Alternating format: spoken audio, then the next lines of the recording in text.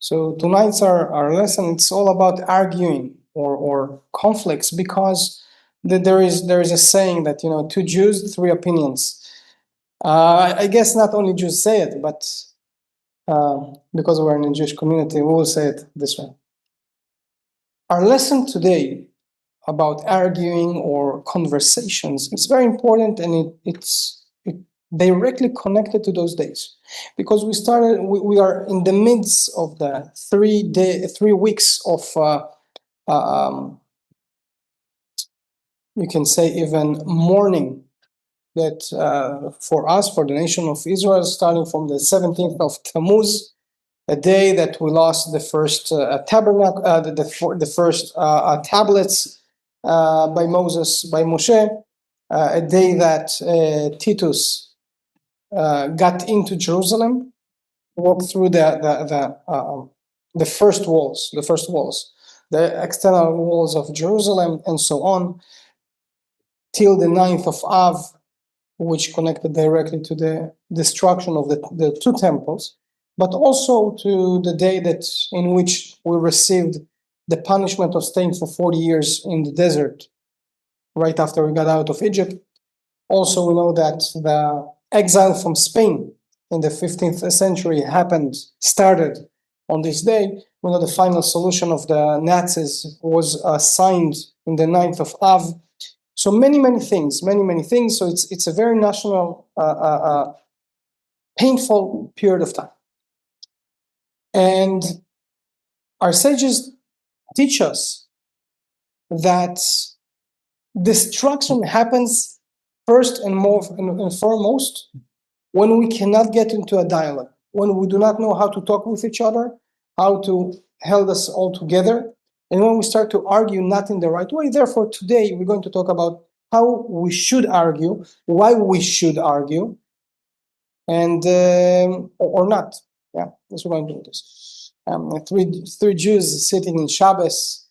One is, the second one, and the third one say, guys, it's Shabbos. You cannot argue about business on Shabbat. So we're going to go a little bit deeper today about arguing, because sometimes it seems that we do not know how to do that.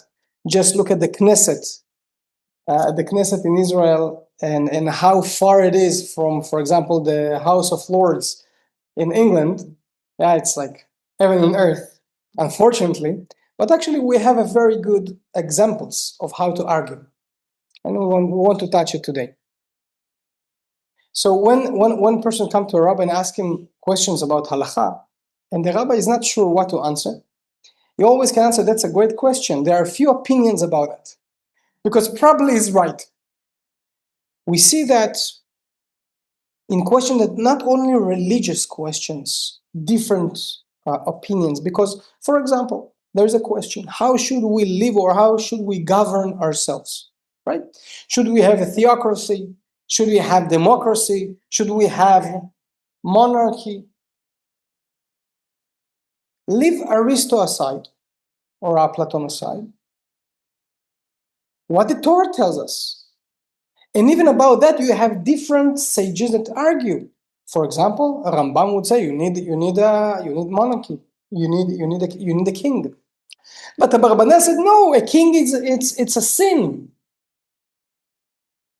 And the best, what the Torah is telling us, we should have a republic with few parties that govern and so on and balance each other. Who's right? A question that it touched the basics of our life. So how do we know? How do we know? In the Torah, we see that we have a basic problem in our DNA. We can never agree about anything, basically. We see it with our fathers and mothers. Even Abraham, even Abraham is arguing with God, which is a good thing, right? The Torah bring it as a good example. But then also, as we're getting out of Egypt, most of the Israelites do not want to go out of Egypt, and they would stay and will disappear, right? Only the minority getting out of Egypt during Exodus. And 40 years in desert, how many arguing? Then you have Korach that is coming to argue with Moses, and maybe even he's right, but he's a sinner and he needs to go. So what's going on? We need to argue, we don't need to argue. Is it good that we're arguing or not? We know that before we got the Torah on Mount Sinai, we accepted Moses only as a national leader or political leader, not as a religious leader, not as a prophet. Only after he get on to Mount Sinai, receiving the Torah, and as we said, and we saw the voices, only then it says, and the nation of Israel believed in God and believed in the servant of God, in Moses as a prophet. So if they would not argue with Moses all the time, we might never receive the Torah. Only because we argued with Moses all the time and we didn't say amen on each and everything he said, we got this unbelievable revelation on Mount Sinai. So is it good that we love to argue? Is it a feature or is it a bug? Make sense? John Stuart Mill, you heard of him? John Stuart Mill. It's a very important political philosopher of it's like usually it's one of like John Locke and Tom Hobbes and John Stuart Mill right after, right? It's like it's those. It is not all as Machiavelli, but is from those that actually got it right. Anyway, so he said one of the things he said that each and every one of us have part of truth, but the only way to reveal it's only by us getting into an argument and conversation. Only then we can get rid of the false and to strengthen the truth. And as I said, it's very. We find it also with Hegel that is a thesis, antithesis, and synthesis, right? Of Hegel, which actually was inspired. He was inspired by the Maharal of Prague. Yeah, this is also the Rav Nazir, which was not only one of the main students of Rabbi Kook, but he also was a very powerful philosopher by himself. He was studying philosophy in the university and so on. So he show you how Hegel got his inspiration from one of our own, one of our biggest ones, right? Maharal of Prague. So the Torah itself knows that we love to argue, that arguing is important. Probably if John Stuart Mill and especially Hegel, if it was inspired by Maharal, so the Torah knew about it as well. So the Torah is telling us that when there is a dispute, when there is an argument, you go after the majority, like in democracy. Not always.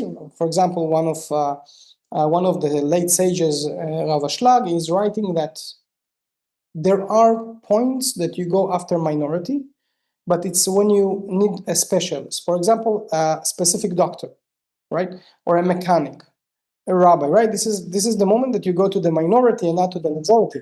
But otherwise, the question is, you go after the majority. We see it, for example, in the States, in the United States, you see it in court, that the judge do not do anything, basically, right? You need the people, and you need a specific majority of them, right? Anyway, as we said, that the Torah tells us to go after the majority. This is how basically halakha was built. So when the sages argue, usually if there are majority of sages and minority, usually you will go after the majority. Not always. There are some sages, for example, that consider to be specialists in certain ethics or questions, that even if they're minority, you go after them in the Talmud. But it's a minority of cases. Okay? Usually you go after the sages. And we're going to see it today. The same, you go to a minority if you need a rabbi or a specialist, a doctor, a mechanic, and so on. But otherwise, you go after majority, right? The majority of cars of this brand are good, so probably mine as well. It's not a fact, but most likely, right? Most likely that in the Baltics you have a specific weather, right? Not always, but till the destruction of the second temple, our life looked a little bit different because Jerusalem was the main place, and in Jerusalem, the temple was the Jewish life. This is what means to be a Jew and to practice your Judaism. And the main character used to be the Kohanim, right? And but after the destruction, something changed. Something changed that gave us the tools and the ability to get into the right way of arguing, of getting truth through polemics. Let's see. The first thing that changed, that suddenly the main character, it's the sage, it's the rabbi. But again, what is a rabbi in Hebrew? We said Talmidei Chachamim, we said a student of the sages. In other words, if you have a rabbi, you have a teacher that is not a student for all his life. I always will be a student of my teachers, and hopefully they will continue to have me as a student. I'm always afraid that my teachers will tell me one day, you're not my student anymore, right? So if you have a teacher or a rabbi that he doesn't know who his teacher is, he will tell you, oh, my teacher is a sage who lived many years ago. No, who you got directly from. It's important because my teachers, I know their teachers and I know the teachers of the teacher and so on. And at some point, maybe I do not know, but I know that Islam goes till Moses who received Torah on Mount Sinai. It's very important.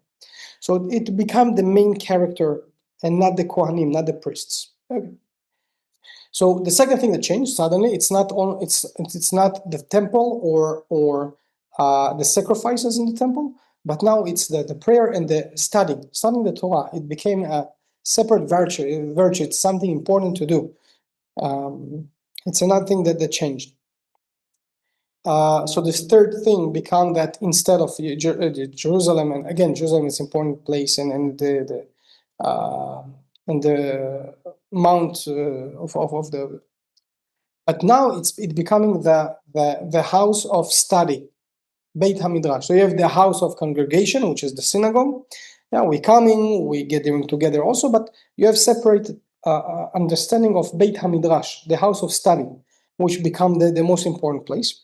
And the fourth thing, it's the idea that we want to go through a very delicate process of cleansing our opinions and finding truth through polemics, through talking and arguing and so on. It's the fourth thing that get to be an important ingredient in Jewish life. So we see that the first book that we see polemics and the idea of arguing to find the truth is the Mishnah, and after the Gemara even more. Many times in the Gemara you have parts of the Gemara. The best ones are what you have so many arguing and so many opinions, and the first question from it you receive 10 other questions that you couldn't even see.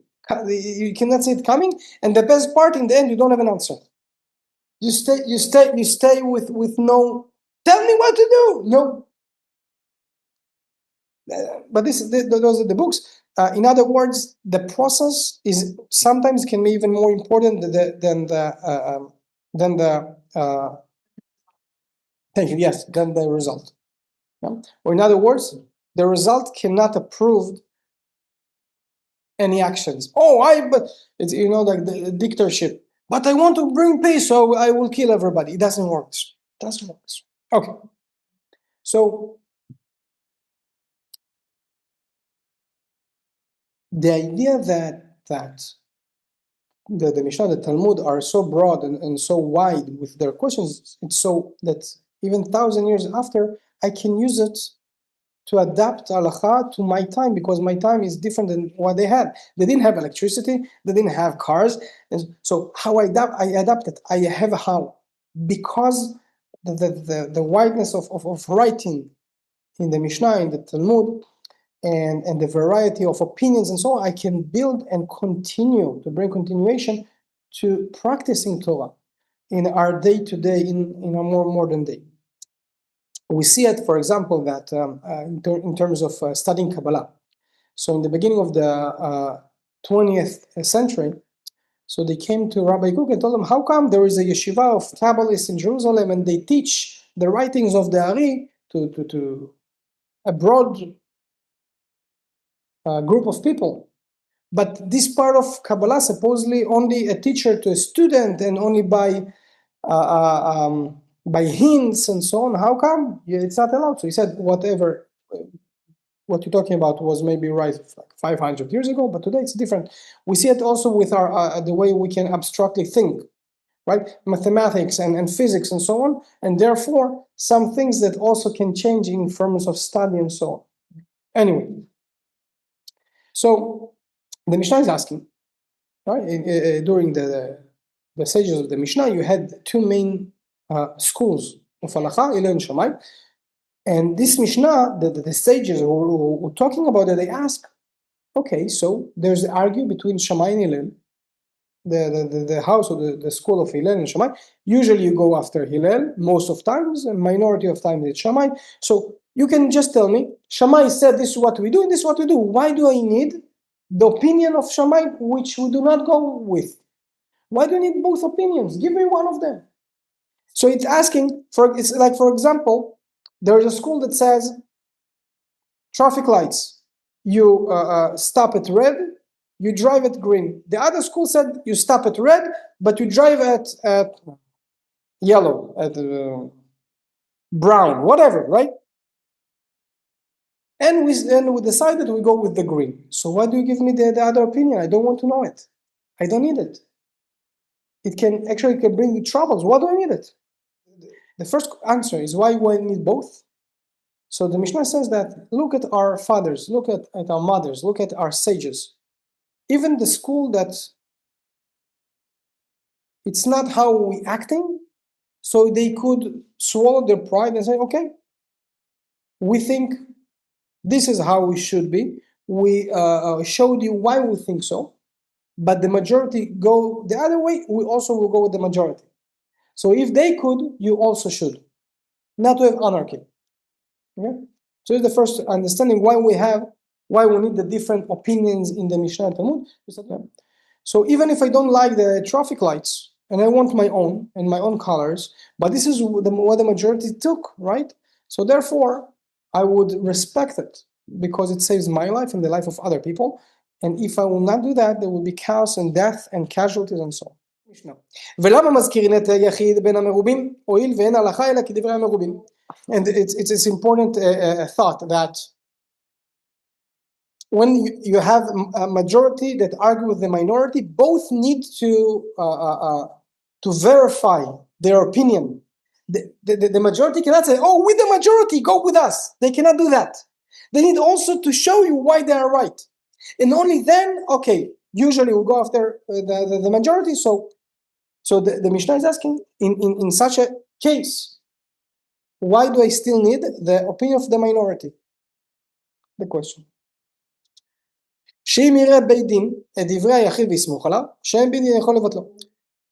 The answer is one of the answers that you need also the minority, because if the minority also was verified, maybe in the future it actually will be relevant.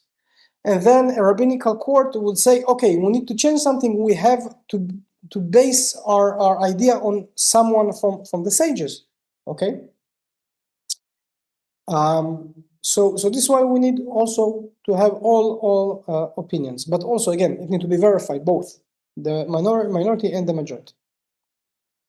Amar Rabbi Yehuda. So this is what the sages said. Now Rabbi Yehuda coming and argue with those sages. So Rabbi Yehuda is doing there's something very special that happens here, because so the sages say we need the opinion of minority in order for maybe to use in the future, right?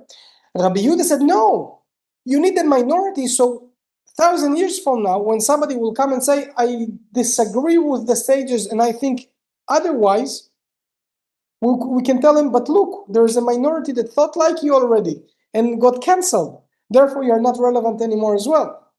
So it's the opposite, not to use, but the opposite, not to give others the opening to try to change. The irony is that Rabbi Yehuda here is the minority. So he's not right. But even if he would be right, he would not be right. right? So it's a beautiful thing. And what we said, that how you know there is truth in something, when there is an irony, when there is humor, and the Torah is full with humor. It's one of the things that I received from my teachers, that if you have in something a lot of humor, it means that it's alive. If you study something, there's no humor there, it's dead. Leave it alone. Okay. It's an instrument for us to find the truth. If because I argue and we get into polemics and we talk, we start to hate each other or get angry on each other. Yeah, of course, when you argue, that it's getting heated, and it's okay. But in the end of the day, are we staying friends? Are we staying under one roof? This is what the Talmud shows us. We can, and we should, and we need to stay under one roof. This is why those sages who argue so intensely in the Talmud, in the end of the day, the sons and daughters getting married. But in order to also to have it, we need to have rules of study and how we get in the halakha and so on. Because if we don't have shared values and common ground, we will not be able to do so. So each group that's trying to get into an argument but taking itself out, you don't have a conversation with anymore. So the idea of a true argue, it's never a talk of deaf people with between deaf people. No, we need to have the tools how to do so. We said in the Knesset that after all the argues and then the bad mouthing and so on, you have you have a small room behind the place. It's called the parsa, and they're also together and eating sweets and drinking coffee together right after they tear apart each other, right? So anyway, okay. Well, we all heard that we not mix meat and milk, right? It's not a secret. Good. Very good. So an example that we know that from the Torah, you're not allowed to eat meat with milk. The sages added to that you also do not eat chicken or any kind of bird with milk as its meat, even though that from the Torah itself you don't see it. But you had also a different opinion that no, the Torah did not say it. There's no problem. And it was a sage. His name was Rabbi Yossi of Tzipori, and he was from that school that they ate chicken with milk because there's no problem from the Torah. But before he died, he told to his son, right now, our opinion, it's the minority opinion. I continue to do so because this is what my teachers did and all my school and so on. But because I'm the last one, when we are in minority, you need to go with the majority and to stop. And since then, all the nation stopped to eat. They accept the fact that we not eat any kind of bird with of kosher bird with milk. What we see from this story, the sages of Tzipori said, look, if you will continue to eat birds with milk, no one of the nation of Israel could not ever come and eat from your table. But you can go to them. By you going with everybody else, we continue to be together. This is why we should do it.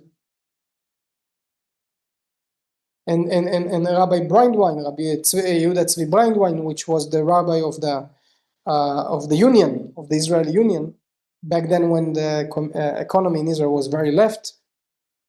So he used to go to all those places of work, and you see that you have 2, 3, 4, a minority of religious workers that need to eat alone from home, and the other hundreds or thousands eating together in the room, the food that the place give them.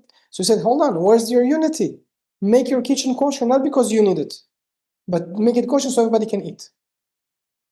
Okay, so it's also part of what we talk about. So it's always easier when you study, and for it's important because when we study but we don't know enough, it's always easier to become more radical. Oh, it's all not kosher. Hold on, it's much harder to say no, this is kosher and this is not. But for that you need to work hard and to know, you need to study, and not to get radicalized. So many times when people get into the religion and so on, they're becoming very, very radical. Yeah. Why? Because they don't know enough. It's so easy to say, no, you're not allowed. But it's not always true. So Rabbi Abraham Ibn Dawood, the first stage, is saying that all the polemics and all the arguing, it's about construction. Because Moses got it all right. It all was by God Almighty talking to Moses and Moses writing it.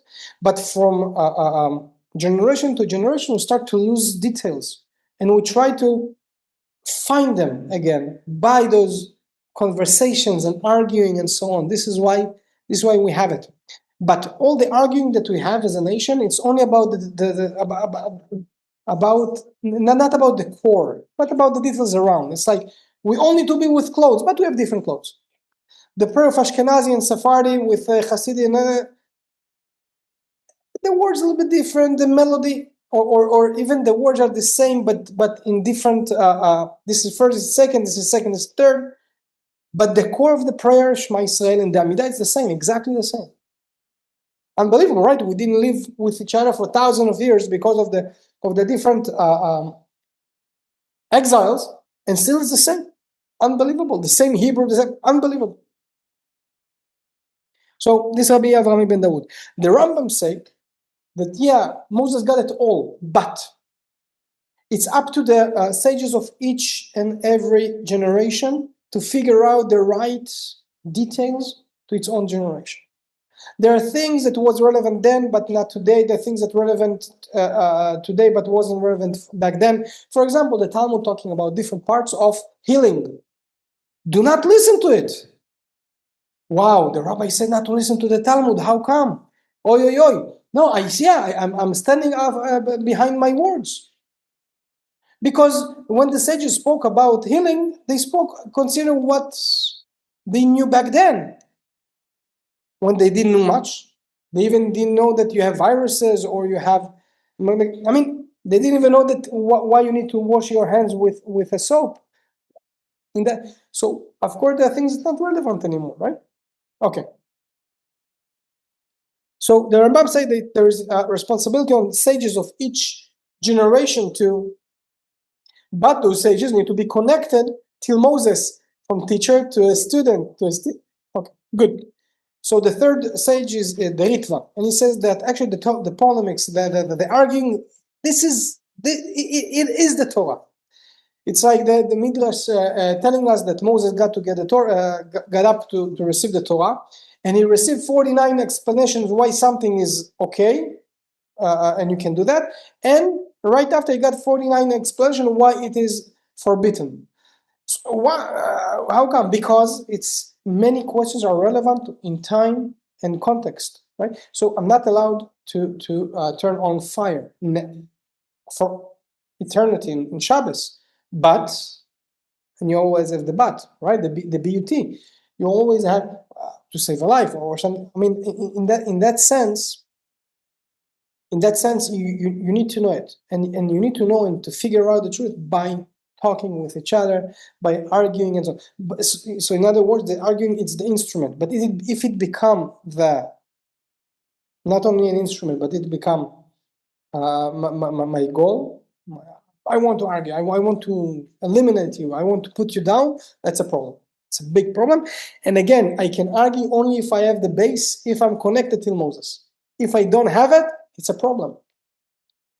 I had a meeting. There was a gathering, and there was a pretty famous journalist from Russia, specific person.